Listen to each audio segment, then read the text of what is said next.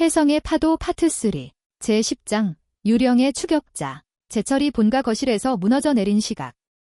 제이소프트 본사 전략기획실의 불은 꺼지지 않았다.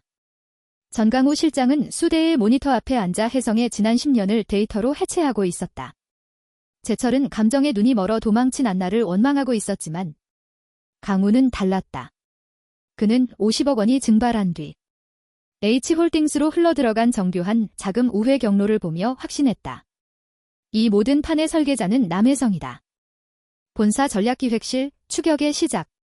실장님, 찾았습니다. 남혜성 씨가 머무는 곳 서초동 S법률연구소입니다. 이재철 사장 자산 동결을 주도한 김소연 변호사의 사무실입니다. 부하 직원의 보고에 강우는 의자 깊숙이 몸을 묻었다. 그는 직접 움직이는 대신 혜성에게 전화를 걸었다. 연구소 안, 정적을 깨고 혜성의 휴대폰이 울렸다. 발신인은 전강우 실장. 혜성은 망설임 없이 스피커폰을 켰다. 사모님, 아니 남혜성 씨. 솜씨가 대단하시더군요.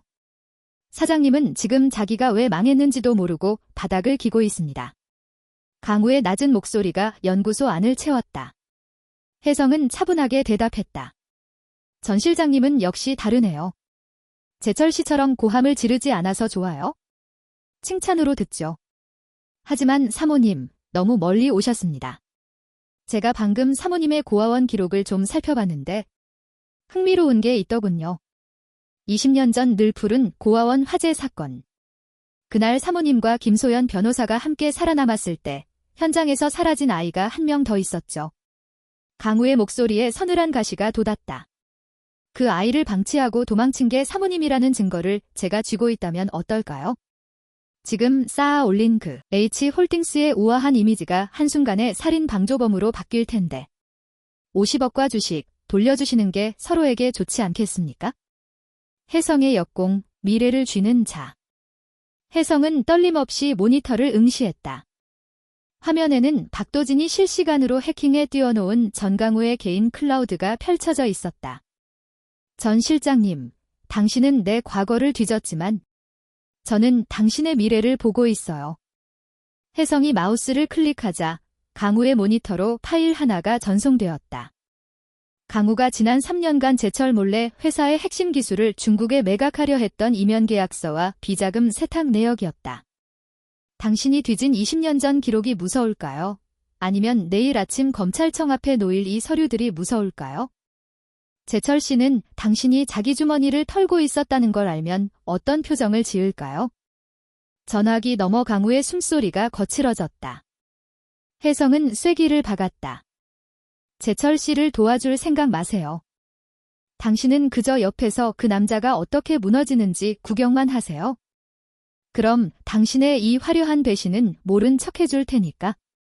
똑똑한 전 실장님이 어떤 선택을 할지 기대되네요. 잠시 뒤 강우의 짧은 대답과 함께 전화가 끊겼다. 알겠습니다. 방해하지 않죠. 도망친 안나의 행방. 강우와의 전화가 끊기자 연구소 안에는 다시 차가운 정적이 감돌았다. 박도진이 강우의 IP 추적을 종료하며 혜성에게 물었다. 전강우 실장은 이제 혜성 씨의 패에 눌린 것 같네요. 그런데 도망친 안나는 어디로 갔을까요? 본가로 갔을 리는 없고요. 혜성은 모니터에 띄워진 안나의 과거 카드 사용 내역 중 제철 몰래 매달 거액이 빠져나가던 청담동의 한 레지던스 오피스텔 주소를 가리켰다. 안나는 영악해요. 제철 씨가 모르는 자기만의 요새를 하나쯤은 비워뒀을 거예요. 자기가 김순자였다는 사실을 아는 사람이 아무도 없는 곳이죠. 같은 시각, 안나는 어두운 오피스텔 방 안에서 거칠게 숨을 몰아쉬고 있었다. 거실 바닥에는 제철의 집에서 훔쳐온 명품 가방과 시계, 그리고 금괴들이 널브러져 있었다. 김동식. 나쁜 자식. 감히 나를 버려? 안나는 분노로 몸을 떨었지만 이내 눈빛을 번뜩였다. 그녀에겐 아직 마지막 카드가 있었다. 자신이 회장직을 맡고 있던 사교 클럽. 더 퀸의 연례 행사인 자선 경매밤이 내일로 예정되어 있었다. 이것들만 경매로 넘겨서 현금화하면 바로 출국할 수 있어.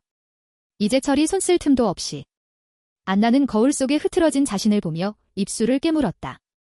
내일이면 성녀 김한나로서의 마지막 무대가 펼쳐질 것이다. 하지만 그녀는 몰랐다.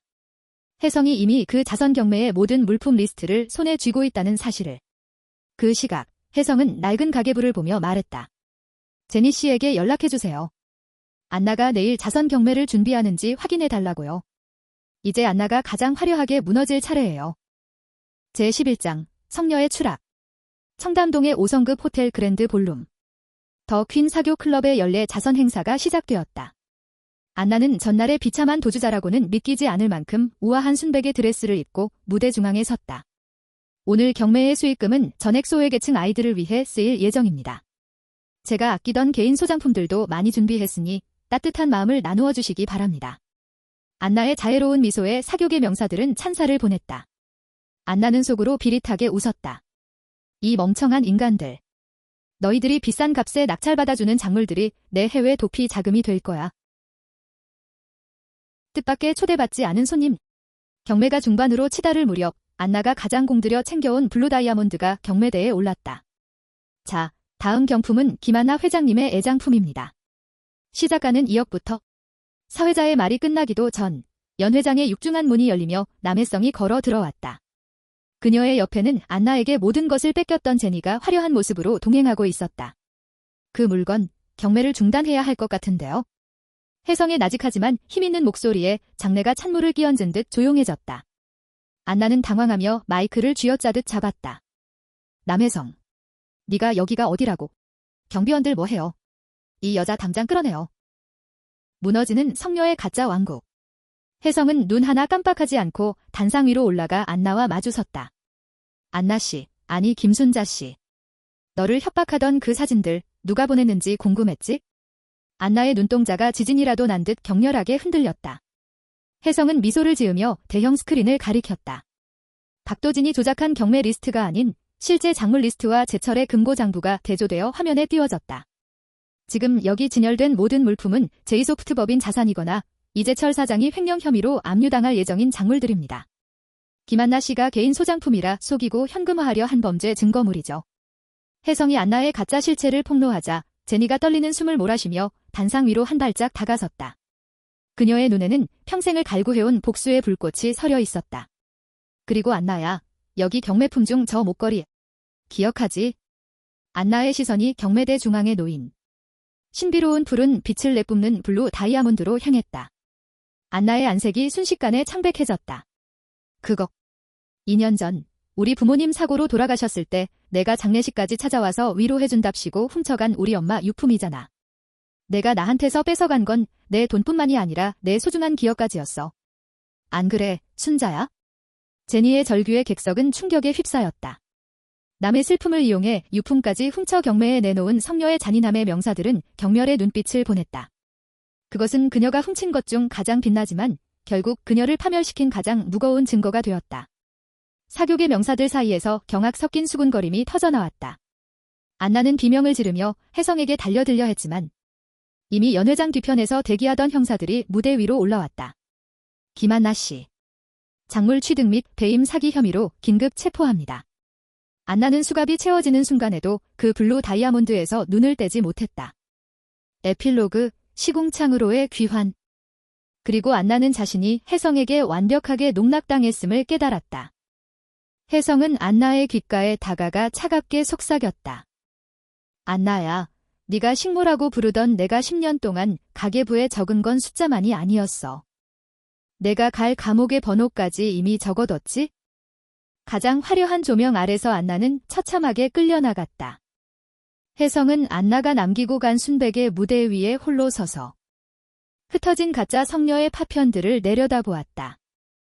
이제 남은 타겟은 단 하나, 이 모든 악의 근원인 이재철뿐이었다. 제12장, 위기의 제철. 안나의 체포 소식은 제이소프트의 사형 선고와 같았다. 재벌가 사칭 사기꾼이 안주인이었다는 사실이 보도되자마자 주가는 하한가를 쳤고 거래소는 상장 적격성 실질 심사에 착수했다. 상장 폐지라는 벼랑 끝에 몰린 제철은 이제 눈에 뵈는 것이 없었다. 제철의 최후 도박, 산업 스파이 고소. 실장님, 증거는 확실합니까? 본사 사장실에서 제철이 핏발선 눈으로 전강우를 몰아붙였다. 강우는 무표정한 얼굴로 조작된 서류 뭉치를 내밀었다. 혜성이 H홀딩스와 접촉해 제이소프트의 핵심 기술 보안 코드를 넘겼다는 내용의 허위 보고서였다. 이게 남혜성을 감옥에 보낼 수 있는 유일한 방법입니다, 사장님.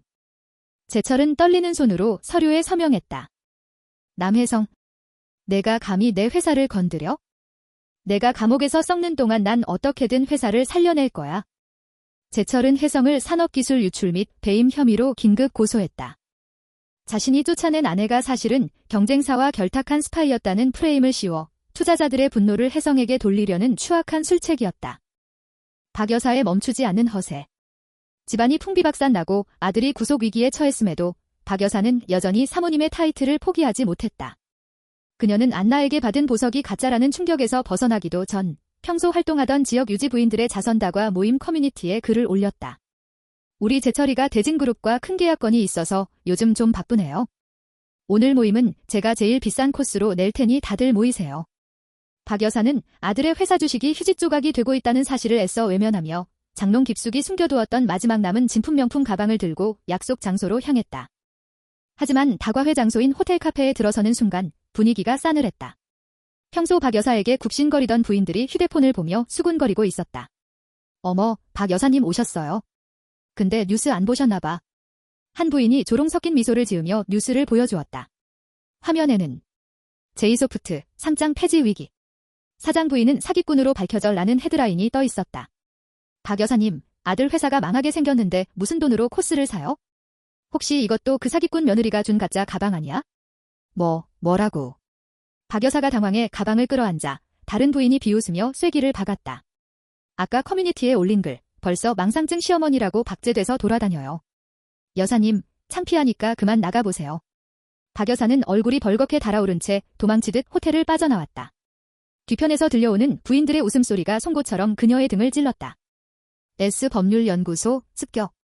같은 시각 평화롭던 연구소에 검찰 수사관들이 들이닥쳤다.